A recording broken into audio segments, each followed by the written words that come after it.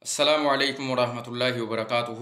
Nagaan ko bakka isin jirtanitti sinaaqa qabu uummata islaamaa akkasuma namoonni afaan oromoo dhageessan nageenyi keenya isin aaqa qabu bakka isin jirtanitti raamadaana keenya soomana keenya rabbi nurraa haa qeebalu.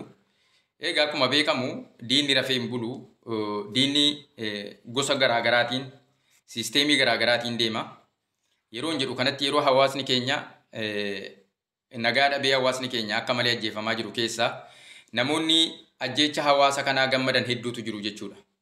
Namoonni ajjeecha hawaasa kanaa gammadan gaafa laallu fakkeenyaaf ajjeecha walloo irratti ta'aa jiru, roorroo walloo irratti ta'aa jiru namoonni gammadan hedduutu jiru. Gaafa ilaalu namoota gurbaa akkasii faanatti fakkaata. Gurbaa kaffaalee jedhan kanafa. Yeroo kanatti uummanni walloo persentii hedduun musliima amantaa islaamaa qaba. Namni kamiyyuu wala islaamaa ta'u wala pheenxee ta'u wala ortodoksii ta'u ilmi namaa kamiyyuu haqa malee ajjeefamuun haqa malee miidhamuun haraamaa jechuudha amantaa islaamaa keessatti. Ilma namaa kamiyyuu maaliif rabbiin ilma namaa kana sadarkaa ilma namaa kana ol guddisee jira waan ta'eef uumama hundarra walaqad kharramnaa banii aadamaa jedha rabbiin subhaanahu wa ta'ala. Kanaaf yeroo gurbaan kun itti gurbaa kana irratti duuluun uummata amantaa islaamaa hordofu qofan ilaallatu. Uummata nu waliin jirullee kan akka amantaa Pirotestaantii, amantaa Ortodoksii, amantaa Waaqeffataa kan sabaan tokko taane jechuudha kana ilaallata. Garuu amantaa islaamaa warra hordofan irratti immoo dirqama rabbiin waajiba nurratti taasiseedha jechuudha. Nama kana gara dandeenyuun yoo yuutuubii isaas jalaa baane, yoo akkaawuntii isaas riippoortii goone, feesbuuka isaa yoo riippoortii goone ammumti kun iyyuu gaadha. Wanta goonu hin qabnu waan ta'eef. Namatti himannu hin qabnu waan ta'eef. Namni kuni ajandaan isaa hawaasa kana wal nyaachisuu, hawaasa kana walitti buusuu, hawaasa kana yaadaan gargar taasisuu kanaaf deema. Iqqidii yookiis kaayyoon isaa adeemsi isaa kanaa jechuudha. Inni asirratti waan hin dhaammadhu tokko uummata amantaa islaamaa hordofuuf amantaan islaamaa nabiyyoota arrabsuurraa, nabiyyoota xiqqeessuurraa, nama kamiyyuu xiqqeessuurraa nu dhorkaa jechuudha. Nama tokko yoo ka'e akka tasaa amantaa ortodoksii keessaa yookiis pheenxee keessaa ka'ee yookiis amantaa biraa keessaa ka'ee Nabi Muhammadin alayhi salaatu wassalaam xiqqeessee arrabse ati immoo yoo dhattee Nabillaahi Iisaa alayhi salaam xiqqeessite islaamummaa keessaa baateetta jechuudha. Islaamummaa keessaa baateetta akka amantaa islaamaatti. Maaliif waan Nabi Muhammad waan Nabi Iisaan barsiisaa turan alayhi salaam Nabi Muhammad barsiisan. Waan Nabi Muusaan barsiisaa turan Nabi Iisaan barsiisan. Waan Nabi Yahayyaan barsiisaa turan. Waan Nabi Ibraahim barsiisaa turan Ismaa'il, Isahaaq, Yahyaa. Waan ambiyoonni hundi barsiisaa turan hundeen isaanii tokkumaa jechuudha. Tokkichummaa rabbiiti kan isaan barsiisaa turan. Kitaabota arfan keessaa kitaaba tokkotti amantee kitaaba tokko yoo jibbite kitaaba sadan sana kitaaba sadii fudhattee kitaaba tokko yoo itti amanuu didde ati amantaa islaamaa keessaa baatee jechuudha.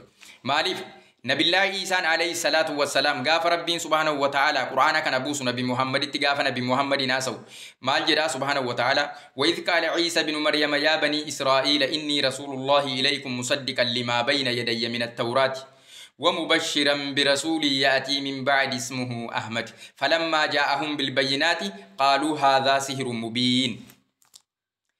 مال جدا نبي الله عيسى دبدو يا نبي محمد غاف نبي عيسى أمة إسرائيلي تنجد كنجد ربيتي أنوار تبريسي كيسا كايمتي يوكي سابلو فلان تبريسي كيسا كايمتي غاف نبي عيسى يا بني إسرائيل يا إلمان إسرائيل أن كتابنا دربوي توراة كيستي رقوم ساحالا تين نبينا بودي دفونين اسن gammachiisuuf dhufe yaati min ba'di kan naboodde dhufu ismu Ahmad maqaan isaa Ahmad jedhamu maqaan Nabi Muhammad maqaa shan wayitu jira yoon dogoggoreef dhiifama warri beektan itti guutaa Ahmad Muhammad Mustafa Taha achi keessaa Ahmad maqaa tokko jechaadha. Ahmad jechuun galateeffataa jechuudha afaan Oromootti gaafa hiikamu kan maqaan isaa Ahmad jedhamutu dhufaa jedhe. Inni eenyu Nabi Muhammadii jechuudha alayhi salaatu wassalaam. Nabi Iisaan akkasitti ragaa ba'aniifi jechuudha. Nabi Muhammadiif. Nabi Muhammadis Nabi Iisaadhaaf illee ragaa ba'anii jechuudha.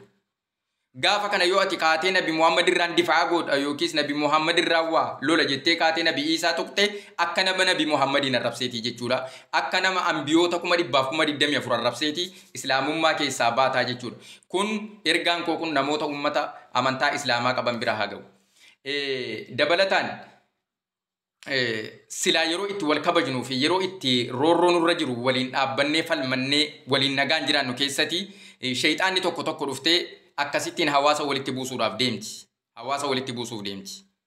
Siya tokko Nabi Muhammadin xiqqeessa, siya tokko Qur'aana arrabsa, siya tokko Islaamummaa arrabsa akkasitti dhufaa jechuudha. Maaliif bakka kanatti gaa bakki kun bakka jabduu ta'uusaa ummata Islaamaa biratti nama laa ilaaha illallah Muhammadan Rasulullah jedhe biratti bakka jabduu ta'uu ishee hubadhaa. Akkasitti nuu beekaa jechuu barbaadeen. Wayi tokkoon isin yaadachiisa. Wangeela Yohaannis lakkoofsa 14. Yesuus akkana jedhe hawaariyoota isaa gaafa barsiisaa ture. Alayhi salaam Nabillaa Ciisaa nageenyi rabbii isarra haa jiraatu. Akkana jedhanii jechuudha Nabi Ciisaan hawaariyootaan ani deemuuf hin jiraa jedhaniin. Bakkan naqu ana waliin hin naqxan jedhan. Booda garuu ni dhuftu ergan deeme jechuudha. Akka ani itti deemus ragaan kan koo isinii mitii jedhe. Ragaan kan koo yeroo an deeme ni dhufa. Ragaan koo inni dhufu sun akkuma koo abbaa koo irraa dhaga'ee innis dubbata abbuma isaa irraa dhaga'ee malee ofiin hin dubbatu. Ofiin waa'ee koo hin dubbatu. Waa'ee kan koo abbaa irraa dhaga'eeti odeessa ummata kanatti barsiisa. Akkas jechuun Qur'aana keessatti wamaa yantiqu anil hawa illaa wahyu yuuha. Nabi Muhammad sammuu keessaa fuudhee yookiis akkasumatti ta'innaadhaan hin dubbatu. Waan rabbiin sammuu isaa keessa kaa'ee dubbadhu ittiin jedheen dubbata. Inni dhufu sun jedhe adii uffata ni dhidhiqataa jedheen isin barsiisee erga inni deeme boodan dhufaa inni bakkalcha ifa lafaatii bashiiran wa naziira. Mubashiran gammachiisa akkasii jechuudha. Yeroo akkas jennu kanatti xiqqeenyi Nabi Muhammadin arrabsuu jechuun waan salphaa isinitti hin fakkaatin. Maaliifi namoonni amantaa biraa keessa jirtan illee akkasitti nuu beekaa. Waan qabnu waliin qabna waan ta'eef yoo baalageen tokko tokko guddisbadiin akkuma barbaadde dhalattee guddattee as baatee an amantaa akkasiin bakka bu'e jettee amantaa namaa irratti digdiddu akkasii kana numa waliin irratti duullaa jechuudha. Waliin irratti duulla. Akkuma kanaan dura amantaa walii bira dhaabbachaa turretti ammas qabsoon keenya amantaa walii tuquu dhiifne amantaan keessan keenya kan keenya.